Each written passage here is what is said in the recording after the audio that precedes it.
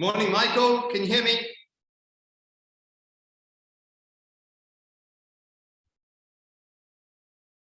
Michael, good morning. Good morning, Gary. How are you? Life is challenging at the moment. Yeah. Which is helping you to grow.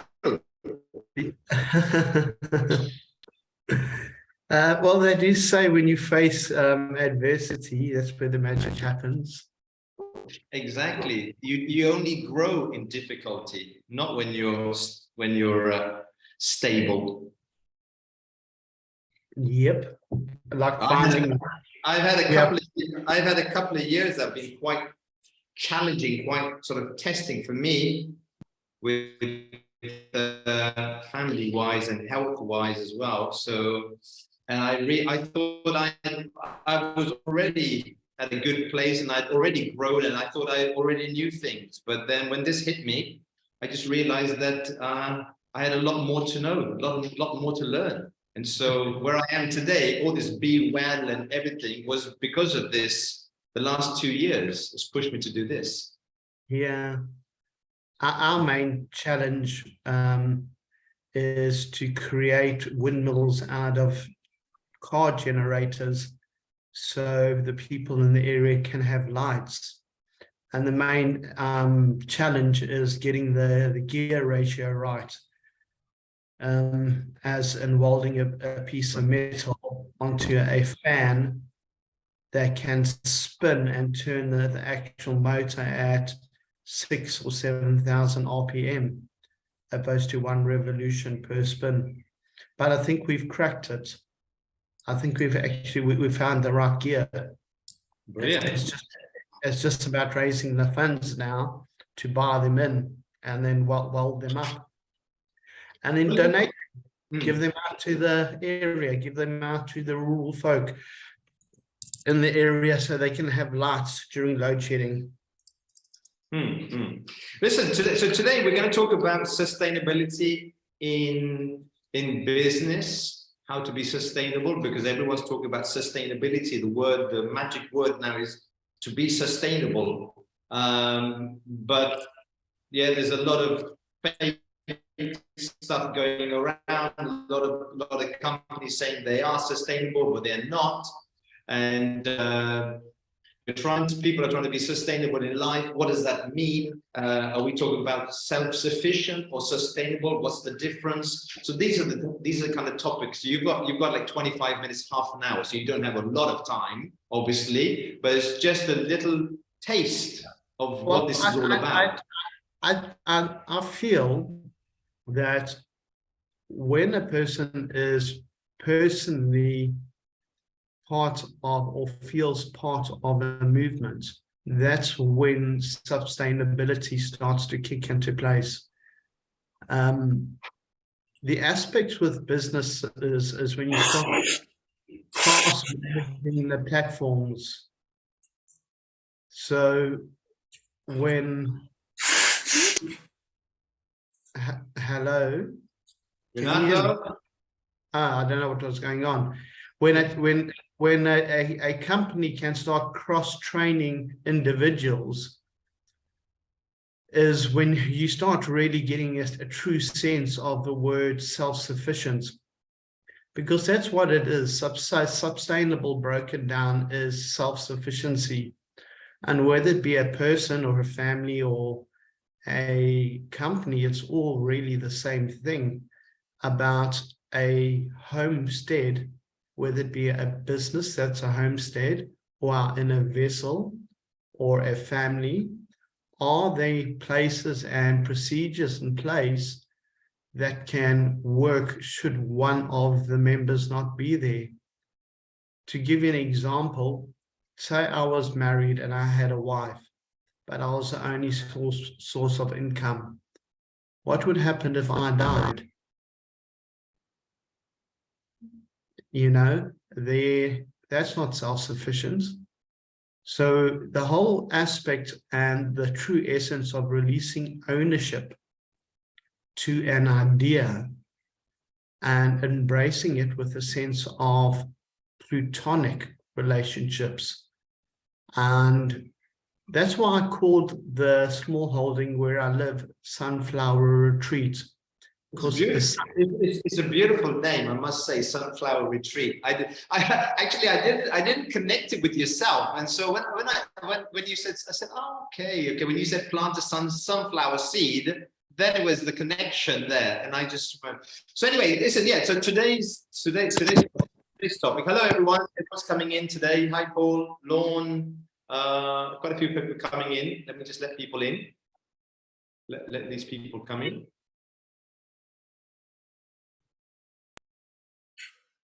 So these people coming, yeah, and hi, Lorne, Rottenberg, Kayla, Gary Kennedy. Gary Kennedy's coming as well. Yeah, brilliant, brilliant. Okay, so it's 10 o'clock. Let's start. Okay, I'm recording this session for people who can't come. People are asking me, can I see the recording? So I'm recording it, and it will be put on this YouTube channel. So whoever wants to go see it, they can. They want to use it. If Michael wants to use it, you can. Today, Michael Brown is our guest speaker.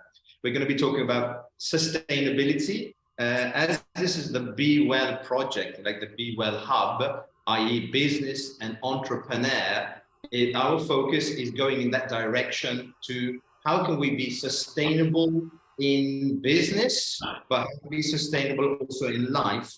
And so I've invited Michael Brown, who's an expert in self-sufficient or sustainability. And so he's going to bring in some insights, and we can ask questions. We're going to have an informal talk for about half an hour.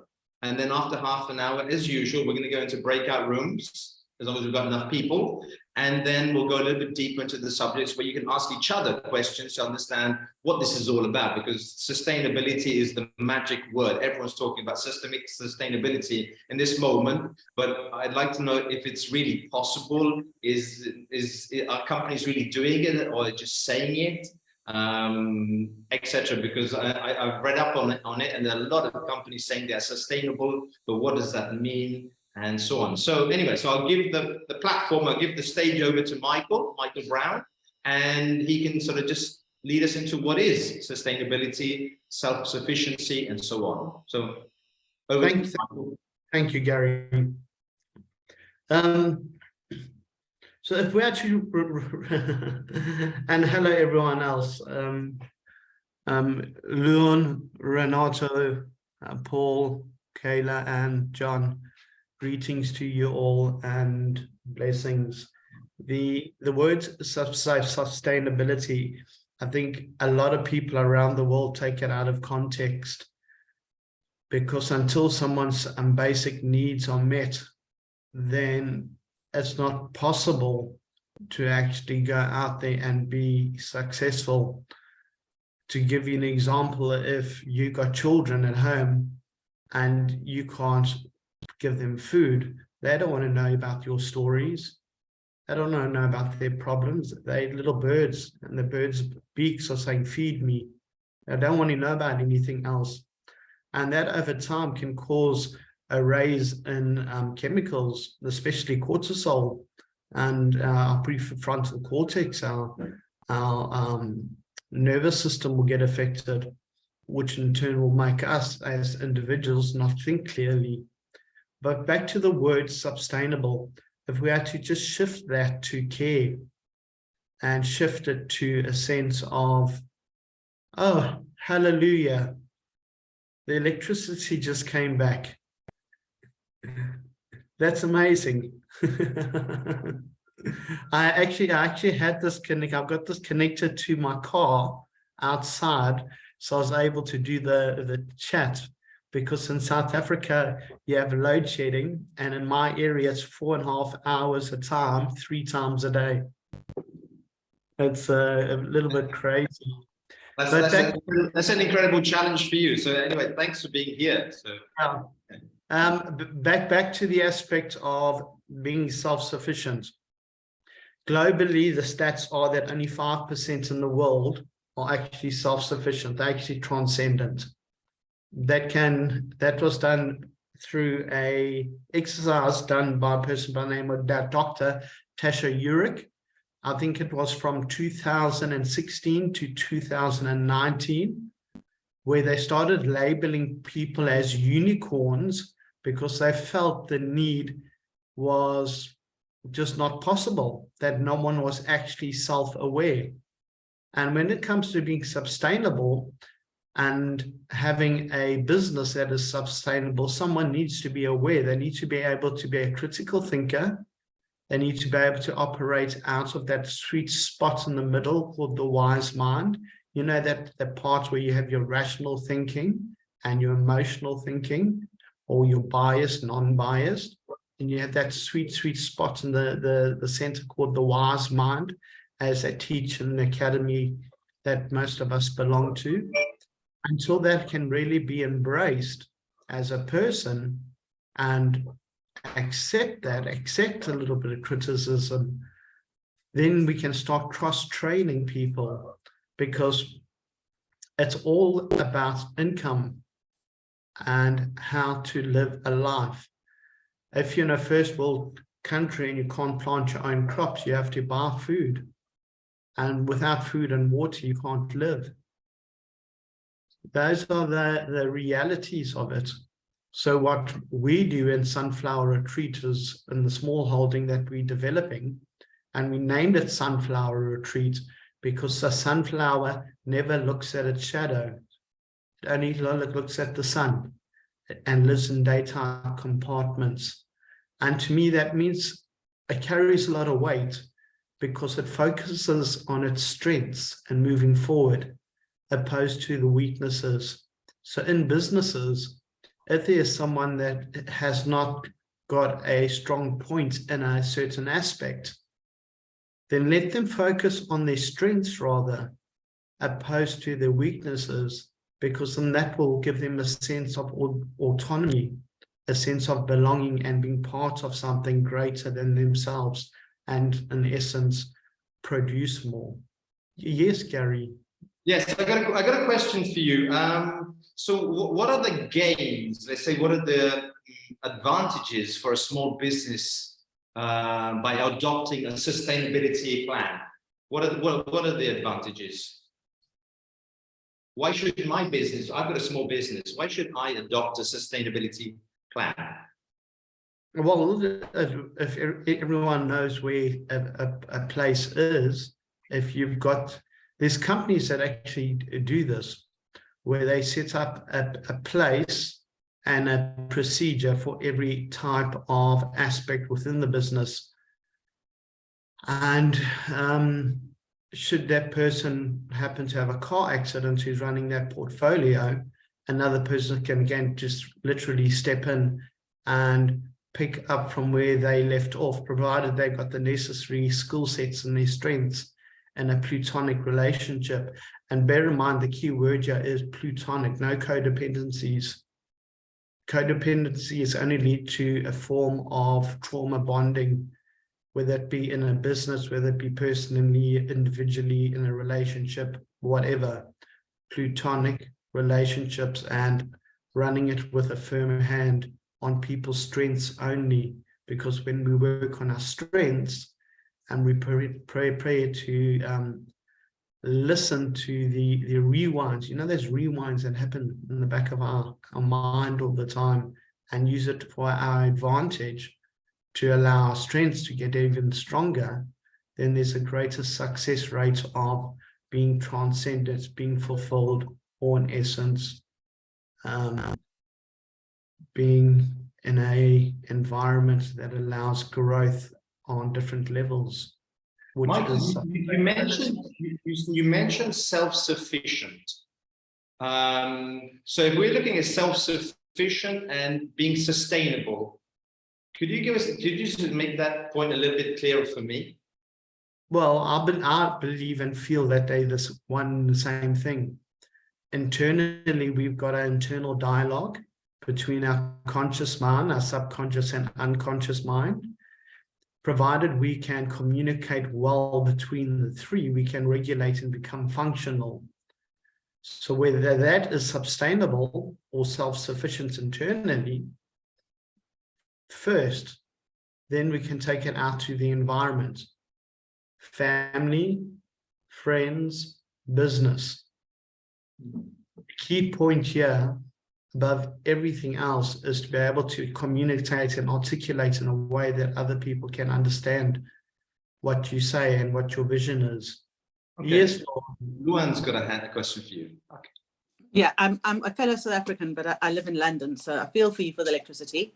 Because are you are from South Africa? I'm Cape Townian, yeah. From Constantia. No, not from Constantia, but anyway, Atlantic Seaboard. But yes, no, I'm not posh, but I do believe South Africa ends at the end of the Western Cape. So we move on. You can gooi it with lekker. Yes. So make koitjies and bras. That's wonderful. What a place to meet. I'm confused about, okay, so I'm new to Mind Geeks, but just as a background. So I'm confused about sustainability as you're talking. And you use this word platonic, which I've never heard it used in that way, but I understand. But aren't we all interdependent anyway? Like, do we not have to acknowledge that we're not islands?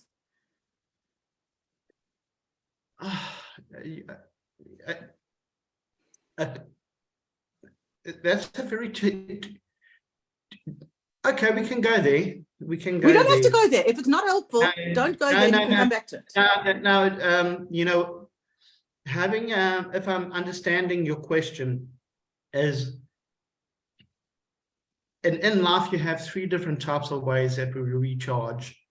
You're either an ambivert, or an extrovert. So, you know, you either charge by yourself or charge by others, or you charge and you mix and match, and all the bits and pieces in between.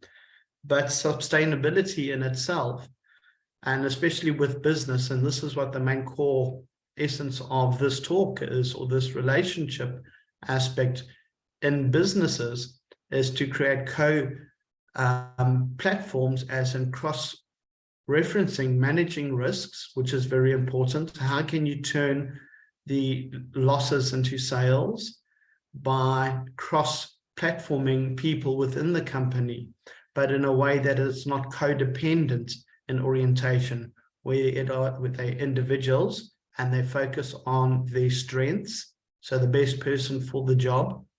But should that person happen to leave or perhaps pass away, there is a system and a sustainable procedure in place, a self-sufficient procedure in place, a business sufficient procedure in place, so things can carry on moving forward. Jonathan Frost has put in a question in the chat, Michael. Can you see that? I can't. Oh, you can't open it. Okay, the question is... Hold on. Let me read the question, Michael. Let me read the question. The question is, what does sustainability mean? What does it mean? Well, John, what do you think sustainability means? Well, what do you feel it means? You can't answer a question with a question, so that's for the room. Okay. All right. Let me take that on then. So, as I've understood, like self-sufficient and sustainability, what I've understood, obviously, but we'll give this back to Michael. Self-sufficient is me looking at myself and how I can actually survive, let's say, in my business or in my world.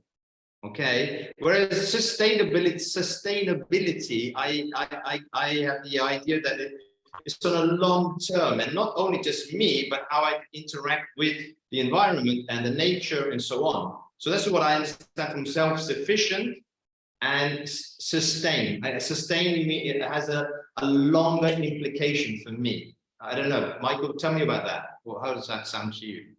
Well, you know, the aspects of sustainability in essence is just about maintenance. That's it in a nutshell for me. So maintaining a certain philosophy, and if you can maintain a philosophy that works for you, whether it be personally, whether it be within a social environment, whether it be in a business. To me, that's what the word sustainability. So what does sustainability mean? It means maintenance. That means a constant apply of maintaining what you put in place. What does it say in Google? Should we look? Hold on 1 second. Do you fancy quickly going round the room? One sentence answer from everybody. Yeah. The ability to be maintained at a certain rate or level. There we go. That's what it says on what's that? The Oxford Michael? Tree. Yes, Michael, ma'am. can you tell us how this value of sustainability works in your business and your life? As examples, maybe give us examples. I don't know who I'm talking to. Oh, sorry, you're talking to Lorne. Sorry. Yeah. All right. Well, within my current environment, we have 3 aspects. There's a thing called grafting it forward. Now, grafting it forward is we graft trees for different regions around South Africa. In our region, it is avocado pears, macadamia nuts, and lychee trees. That's for long-term crops, so they can have, families can have their basic needs met, so they can eat. And then we've got a 3-system model with a replenishing plant that puts in the 3 main ingredients, so they don't have to transfer the crops around. And the 3 sisters, we've renamed it as the 3 gorgors, is corn, beans, and pumpkins. And that just rotates itself. So we maintain that. And the nice thing about this part of it is because stocks or crops don't have to be rotated, families now have the ability to grow 3-fold what they could normally. And where they had 4, to say they had 4 acres, where they had to do 1 acre and 1 acre, 1 acre, 1 acre, they now can use the whole 4 acres and get their corn, their pumpkin, their beans, and trade it off at a higher rate to shops, opposed to being ripped off by middlemen. And that's how we are applying the basic needs of self-sufficiency, the basic needs of sustainability on root levels where I am at the moment. Currently, we're in our 3rd cycle. Crime has decreased quite a bit, and families are, I would percentage, I don't have the exact stats, but a lot of families used to fight and argue and numb their own reality because of the lack of finances and food. But that has decreased a lot. A lot more people are going to different churches, getting involved into social activities like soccer, football for the Italians. And it's starting to have a real impact in society. And that is how I'm using sustainability, maintaining a philosophy and teaching people to teach others in what is known as grafting it forward, like paying it forward. So they grow 3 acres, 1 acre they keep for themselves, 1 acre they keep for seeds, for replanting, and 1 acre they donate to another family and teach them the same philosophy. And so it let it spread, and it's changed the world 1 seed at a time. Let me ask you a question here. Where are you, Michael? There you are. I was looking on the internet about companies that have a sustainable business practice. A sustainable business practice. I saw Accenture, Apple, Estée Lauder, Google, IKEA, Intel, Patagonia, and Unilever. These are the companies that say they use sustainable business practices. The question is this just sort of publicity? Are they really doing this kind of stuff? or is it Well, just? I worked for Unilever when I was younger. Hmm. When I first started off, very briefly, I worked there for 3 months, and I said, I'm not doing this. I'm out of here. Sorry, it's not for me.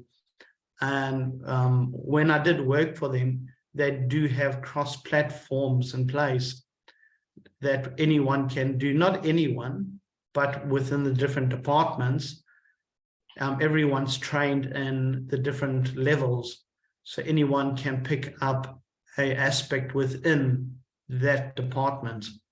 Bear in mind how big Unilever is. It's huge, you know. So it's Helena says in the chat she doesn't believe Apple has business sustainable practices.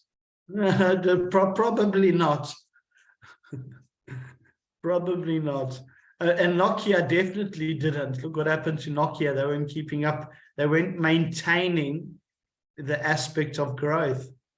So if you're not prepared to evolve and create and keep up with the trends, that's sustainability, that's maintenance. So if a company is going to maintain, it also means they need to keep up with the trends. When you have a business and you are sustainable, what are the advantages for the company to be that? I mean, for the market, I mean, for like my business, if I say to the market, my business is sustainable, what does that mean? What does that imply? It implies confidence in others. Okay. That's what I would feel it means, because, you know, hold on, this company is, I'm going to invest my space and my time. Time's the most valuable commodity on this planet. It's the only thing that can be given freely. Sometimes you have to pay for someone's services, but someone still needs to be willing to step up. And should your company be maintained in the right way, and I need to invest my time in that, irrespective of the finance part, but invest my time into that, then I would feel more confident, because it's maintained, because it's keeping up with the trends, because it is sustainable, because it is self-sufficient. Yes, Lon. I'm not, I'll be honest with you, I understand these terms mean, but I'm not understanding from what you're sharing. I feel like I've missed something, like how your business works. Like, I've now worked out it's in farming. Is that right? Would that be fair to say it's related to farming? No, I'm a counselor. That's a hobby that I do. Right. Okay. So the farming example, the grafting forward, is a hobby, a project of yours. It's a project. That's right. It's a community project. Right. And so to making and aiding families to become self-sufficient. You know, I think it's fantastic. I admire. If only hobbies were that productive, that could what's the word, mirror up, like when you put a rock, when you throw a rock in water. Chain yes, reaction. Yes. Okay. So what I was going to ask is, how do you make money off it? How do you make a living off it? But you don't, because it's a hobby. Right. So I was going to say, like, how do you sustain yourself off it? I don't need to sustain myself. The families need to sustain themselves, and their incomes have increased quite a lot. Yeah, but it's a hobby. It's not your life. It's not the way you feed yourself. No, physically. I'll feed myself physically by life coaching, but most of my food comes from my garden through the 3 Sister model, because I've also got an acre. And right now, today, we're harvesting around 120 liters of avos that are on my property. At least you don't need electricity to eat them. I mean, you don't need to cook them. Sorry? You don't need electricity to eat them, to cook. You don't need to cook them. So it's got it's definite positive. But these are going straight to food lovers. What is Food Lovers? A shop or a shop, like a Pick and Pay. Okay. Like a Tesco's. Okay. Yeah. Okay. So that's and that is, so you do life coaching and then you'll sell the avocados that'll also sustain your home life. That's correct. So this is the project you're working on is it's a hobby, but it's also your way of creating a legacy. In a sense. Okay, and so it's not mine, it's the people. Okay, fair enough. I'm saying, but it is part of your legacy. I'm not saying it is only yours, but you are a piece in it. Would you say creating, I mean, maybe legacy isn't the right word because it's loaded, but let's just use that word for now. Would you say creating a legacy is part of sustainability? Because that's what I'm thinking about. I'm thinking about if I give it forward, that is part of sustainability as well. Well, in the teachings in modern applied psychology, they say there are 4 aspects, and one of those aspects in our lifespan is the need to have a legacy. And depending what age we are at, it varies. So you can be 21 and leave a legacy. Look at Mr. Beast. He's like, fair enough, he hit a bonus with Bitcoin, but he's left a legacy for the world. And he's well under 30, I believe. I got another question. Luana, have you finished?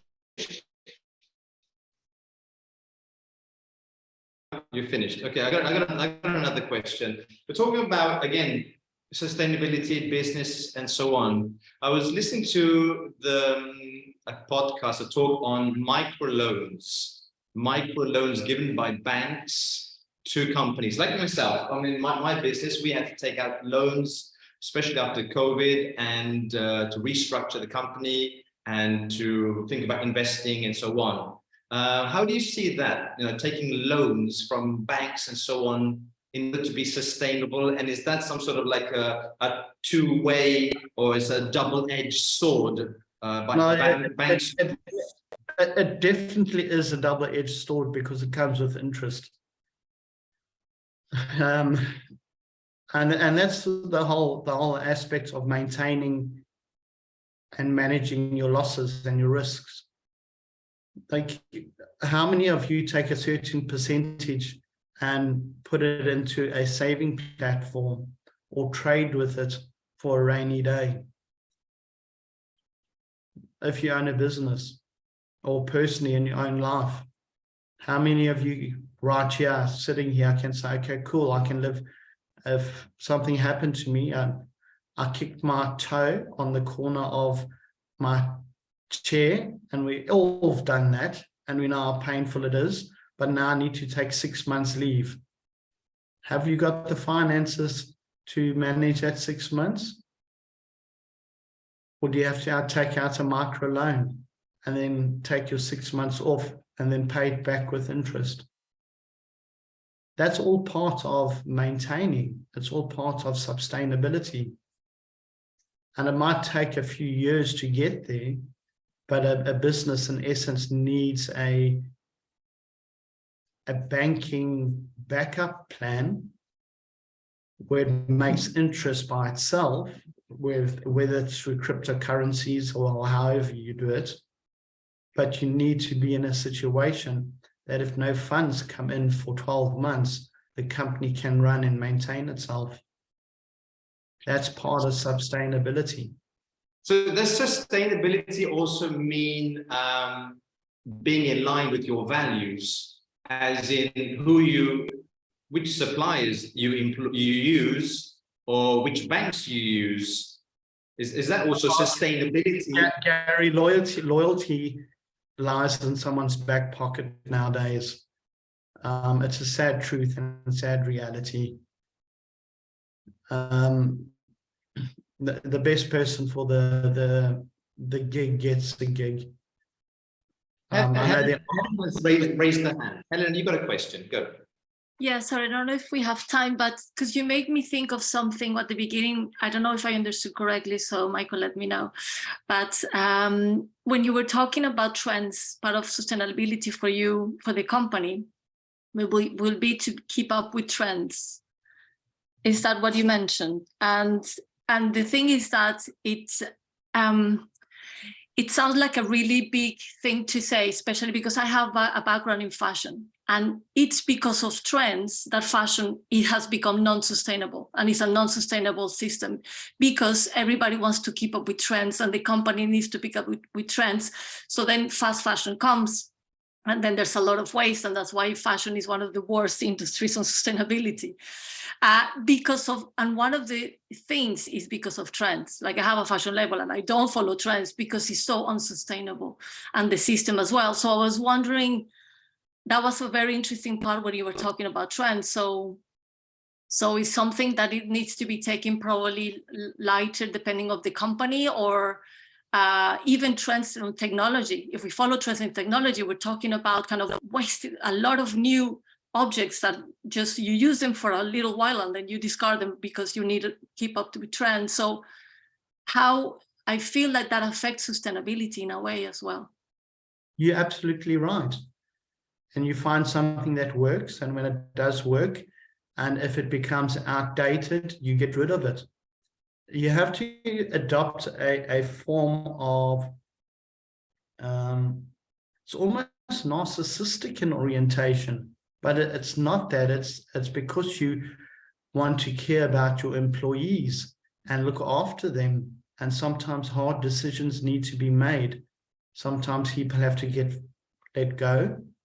And sometimes a person has brought in a concept that's like it's a new trend, but it's not working. Then it needs to go.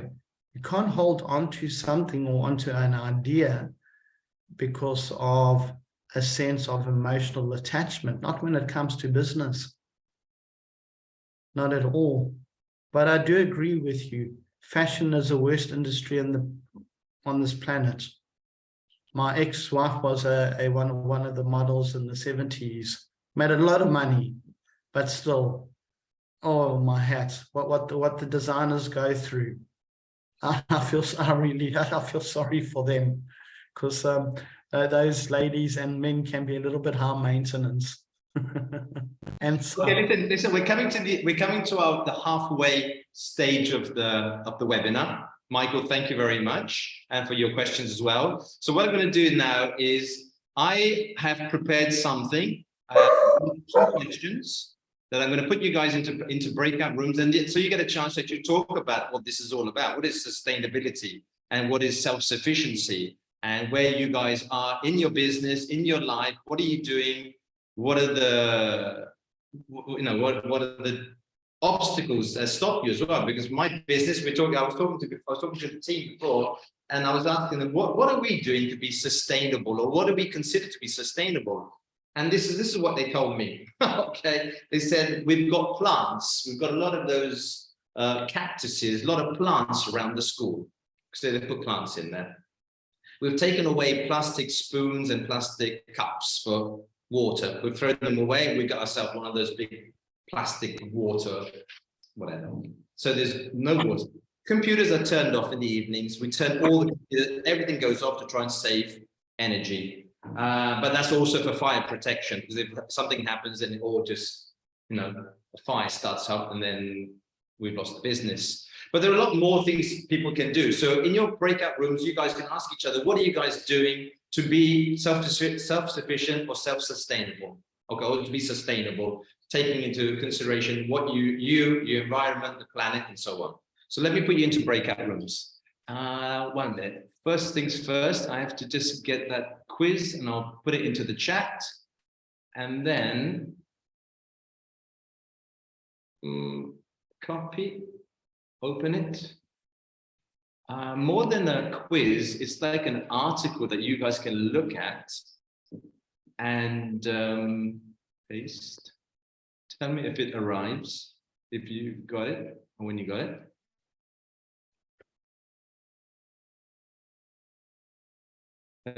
Has it arrived, everyone? Anyone? yeah, it arrived on my side. I'm just downloading it. Renato, has it arrived? Brilliant. Okay, so this is an article talking about sustainability. Have a quick look at it. There's some questions in there, and then you can just talk and just say, what are you guys, what have you taken, so what are you taking away so far about this topic? So I'm going to put you into, there are 9 of us here.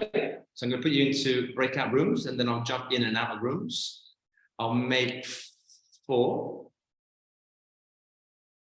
And so we'll be back, it's 25 to the hour. So we'll be back at about 10 to the hour, 15 minutes. Okay.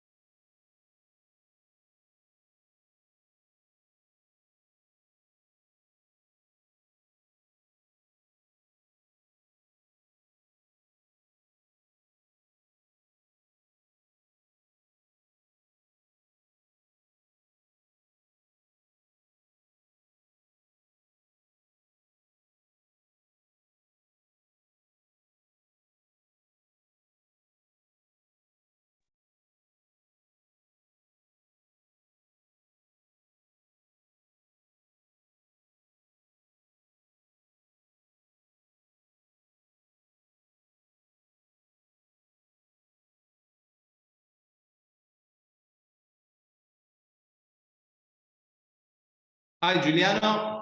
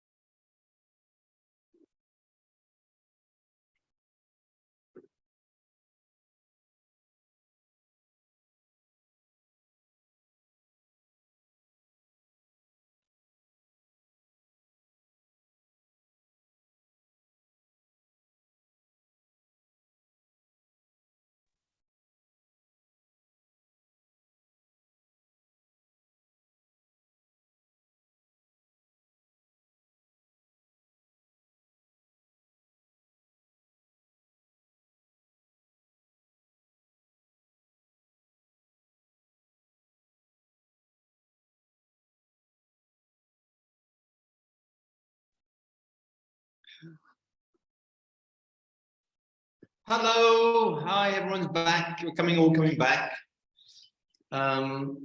Who's missing? Still a couple of people missing.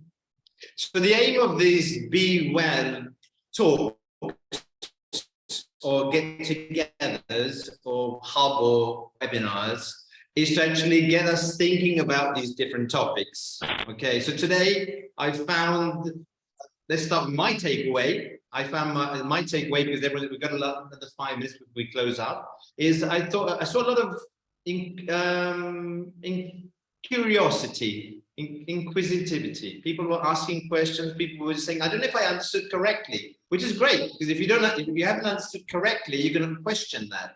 And that's what we're here for, to question these topics. I mean, we talk about sustainability, but then we mentioned self-sufficiency. Then we spoke about corporate responsibility. Then we'll talk about ethics and values and so many things that just came through.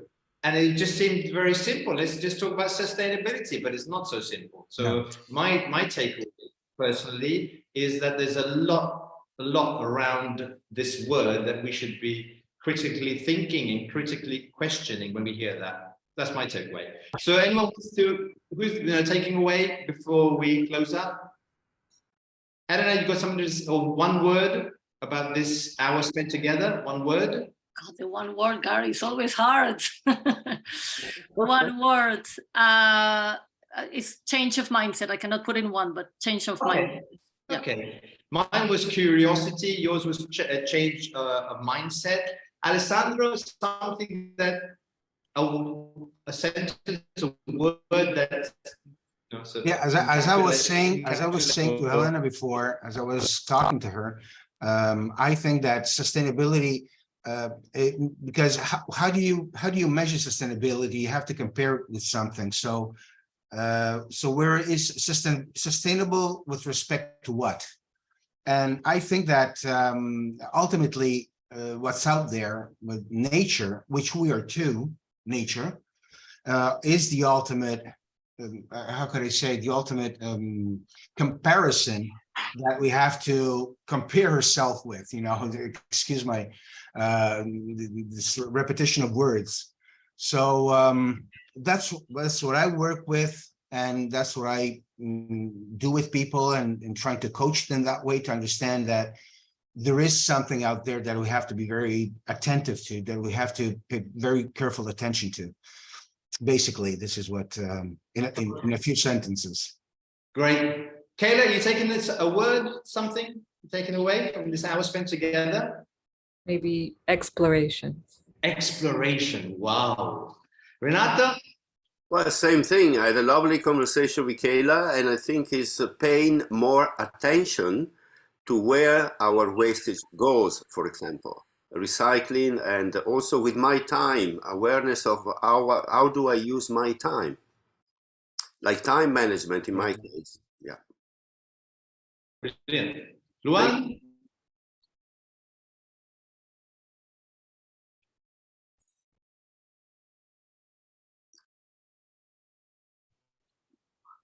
Sorry about that. It's lawn, by the way, Gary. Like laundry, just drop the dree. And lawn. Oh, sorry, lawn. Okay. My word is holistic.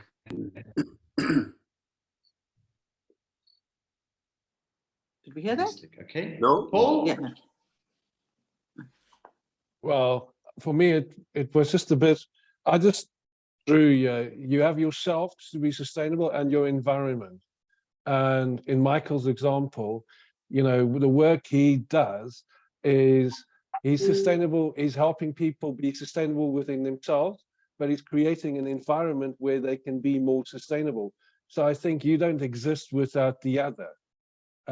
So that's my takeaway from it all, is that, and also we use sustainability in two contexts here. We use it in the context of B Corp.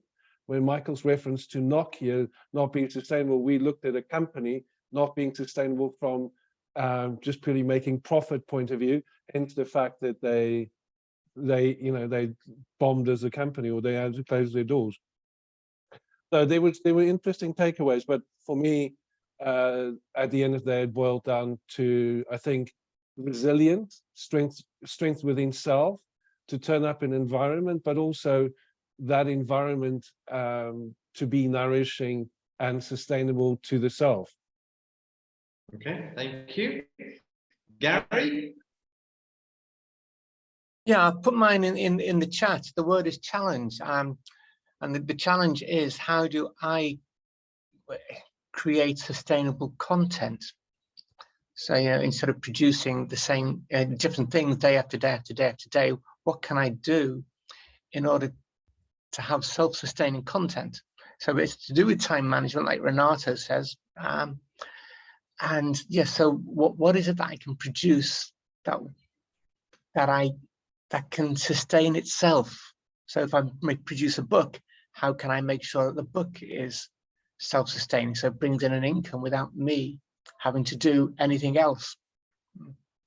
Yeah, yeah, I think that's the circular solutions, maybe a circular solution that will give it sort of a continuity, and it sustains itself even in business. Yeah, good, Gary. So listen, we're coming to the end. Thank you very much, Michael Brown, who spoke about sustainability, self-sufficiency. Next talk, nothing next week because I'm going to be in London next week, but the week after, I've got Rashmi as a coach who's going to come onto the BEwell HUB, and she's going to be talking about resilience. So she wants to talk about resilience. So please come along, share the post on LinkedIn or with Eventbrite or whatever you find it. Share it with your friends, with people you know. The more the merrier, because we get a chance to look into these topics a little bit deeper. So again, thank you again. Have a great day. Thank you, Michael, and I'll see you guys around. Thank you. Thank you, Michael. Thank you, Michael. Thank you, everyone. Thank you, Michael. Bye-bye. Blessings to you all. Thank you. Thank you.